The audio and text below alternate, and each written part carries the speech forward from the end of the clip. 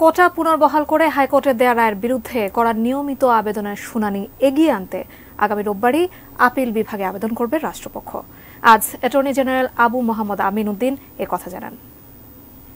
যেটা হাইকোর্ট বিভাগ যে কোটা বাতিল করেছিল সেই মামলাটি আমরা দ্রুত শুনানি করার জন্য, আপনারা জানেন যে মঙ্গলবার দিন বিকালবেলা আমরা রায়টা পেয়েছি হাতে, সন্ধ্যার সময় আমরা রায়টা পেয়েছি। পাওয়ার পরে আমরা রোববার দিনই সকালবেলা আমরা এটা আদালতের কাছে আবেদন জানাবো এটা দ্রুত শুনানি করার জন্য। আশা করছি আদালত এই বিষয়ের জন্য গুরুত্বপূর্ণ বিষয়, এটা বিবেচনা করে আদালত হয়তো এটা দ্রুত শুনানির ব্যবস্থা নেবেন। সম্পূরক লিস্ট করে ওনারা ওই দিনও শুনতে পারেন, পরের দিন শুনতে পারেন, এটা ওনাদের বিষয় নির্ভর করে মাননীয় আদালতের। তো যেহেতু আমি আবেদন করব, আমার মনে হয় যে আদালত জনগুরুত্বপূর্ণ বিবেচনা করে এটাকে এগিয়ে নিয়ে আসবেন।